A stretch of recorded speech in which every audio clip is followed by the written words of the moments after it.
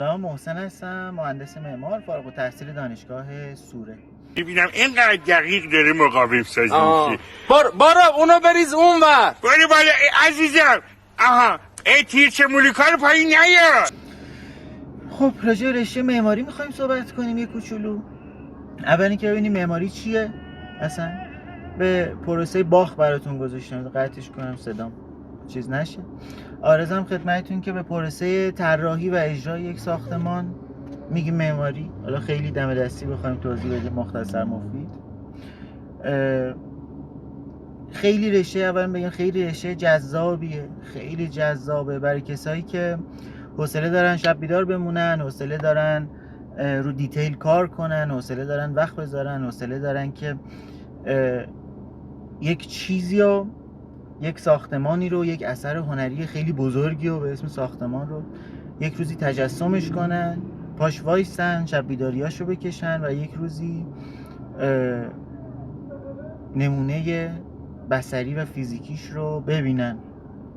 این برای من یکی از جذابترین دلایل معمار شدن میشه گفت.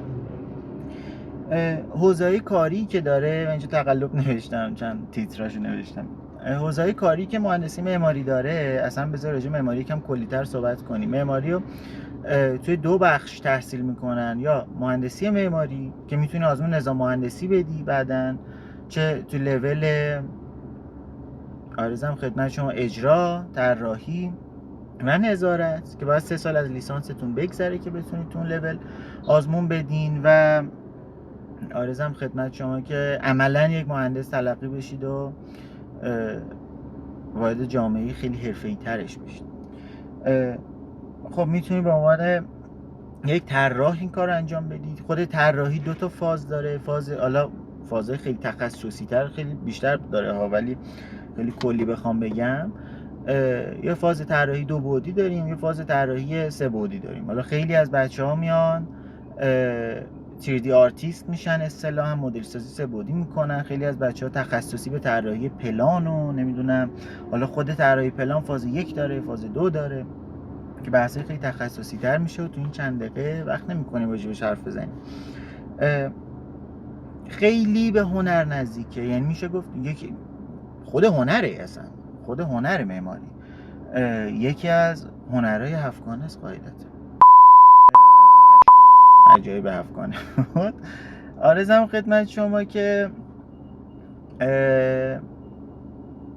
بچه ها میان تو رشته معماری، خیلی هاشون به این دلیل که میخوان تو فضای هنری باشن و یکم اون چفت و بستی که رشته‌های دیگه دارن رو نداشته باشن و خب تجربه ثابت کرده که زده میشن، چون معماری یک رشته‌ای که در عین حال که خیلی هنریه خب بحث‌های مهندسی داره دیگه قاعدتاً و نمیشه مثلا رشته نقاشی باش برخورد کرد. فکر میکنم تا همینجای توضیحات کلی کافیه.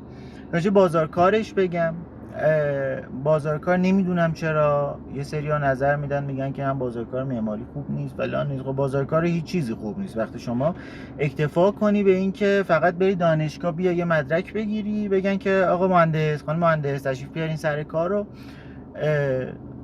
بهتون حقوق فلان بدیم و اینا. نه، از این خبران نیست. هر رشته‌ای حداقل تو رشته مهندسی یه دانش پایه داره که از رفرنس های دانشگاهی باید استفاده کنید، سر کلاساتون برین، بالاخره دانشگاهتون رو بگذرونید، ولی کافی نیست برای کار کردن.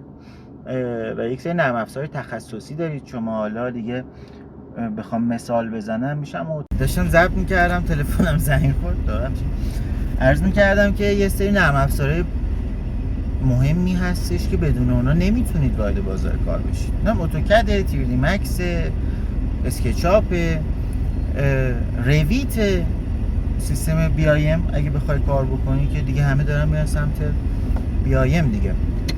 عرضم خدمت شما بزرگواران که پس باید تلاش کنی به موازات دانشگاه، هم درسای دانشگاه تو باید بخونی، همین که باید این چرا کج شد تلفنم زنگ خورد، و این که باید به موازاتی زحمت بکشی، بری نمیدونم نرم افزار یاد بگیری، به روز باشی، موتورهای رندر یاد بگیری، بالاخره یا آجاق فرانسه باید باشی، گرچه بعدن توی کار حوزه تخصصیت یه کمی حوزه کاریت یه کمی بسته تر میشه، ولی خب باید همشو بلد باشی.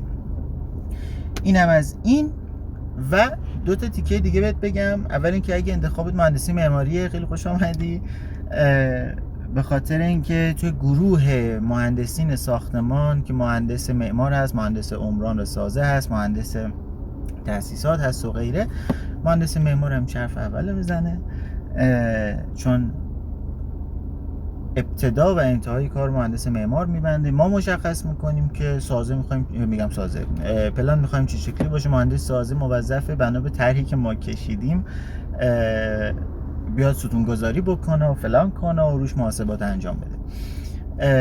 همیشه سه ضلع یک مثلث با هم مشکل دارن، بچه‌های معماری، عمران و شهرسازی. هیچ کی اون یکی رو قبول نداره. این خنده‌ام هم برای همین. اینا رو هم گفتیم. راجع به دانشگاه بگیم، داره تایممون هم زیاد میشه یا ابوالفضل.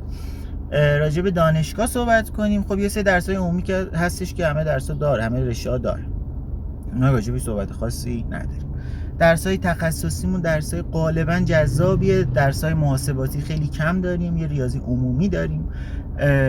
یه مقاومت مساله سازهای فلزی داریم، سازهای بتونی داریم و ایستایی که حالا یه چکیده شده از استاتیکه که باید یاد بگیریم ببینیم سازه توی زلزله، توی تحمل فشار، توی تحمل بار چه ریاکشنایی نشون میده، خودمون رو آماده کنیم و دید داشته باشیم موقع طراحی.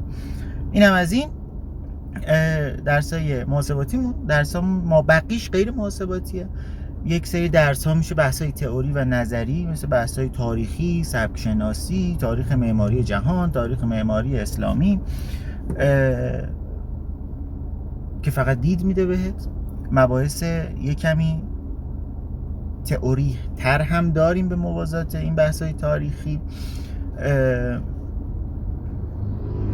مثل مبانی نظری و نمیدونم اینجور درس‌ها که میاد بهت میگه اصلا آقا تو طراحی چگونه باید فکر کنی، چگونه باید دید داشته باشی و اینجور بحثا که حالا خیلی هاشون هم توی خیلی از رشته‌های هنری که شما باید طراحی انجام بدی، مثل طراحی صنعتی، مثل رشته‌های گرافیکی، خیلی به کار خیلی مشترک هستن با هم. اینم از این. و درسایی که توش باید طراحی دستیمون رو قوی بکنیم، حالا بیان معماریه، درک و بیان محیط، اینجور درساز و درسایی که باید داخلشون هندسه بفهمیم. هندسه مناظر و مرایا دارید، هندسه کاربردی دارید، اصلا پرسپکتیو بهتون میگن چیه، نمیدونم اینجور بحثا، نما چیه، نمیدونم سینما چیه، فلان و زادان. این صحبت ها، این زادان خیلی مهم بود. و عرضم خدمتتون درس هایی که دیگه خیلی درس های اصلیه و واقعا توش معماری یاد میگیرین. 6 تا طرح 1، طرح 2، طرح 3، طرح 4، قاعدتا طرح 5 و طرح 6 که میشه پایان نامه. و توی هر کدوم از اینها یک پروژه واقعی و کامل رو انجام میدیم. چرا چراغش روشنه؟ تو روشنه. تو یکیش مسکونی طراحی میکنی، تو یکیش نمیدونم ویلا طراحی میکنی، تو یکیش حالا دیدگاه اساتید یکم متفاوته، موزه طراحی میکنم. تلفنم زنگ خورد، ببخشید. داشتم طرح‌های معماری رو میگفتم که طرح آخریت هم طرح نهاییت هم میشه پایان نامت و موضوعش هم عموما دست خودتو بنا به مشاوره یکی از استاد راهنمات میگیری. باید مشخص کنی که میخوای چی، با بیمارستان باشه، نمیدونم زندان باشه. آره به قول یکی از اساتید ما دکتر کسرایی، آن چیزی که دغدغت تو اجتماع رو به عنوان پایان نامه ارائه بدیم. و همین مهندسی معماری خیلی خلاصه سعی کردم تو چند دقیقه صحبت کنم، گرچه باید ساعت‌ها راجع به معرفی این رشته حرف زد.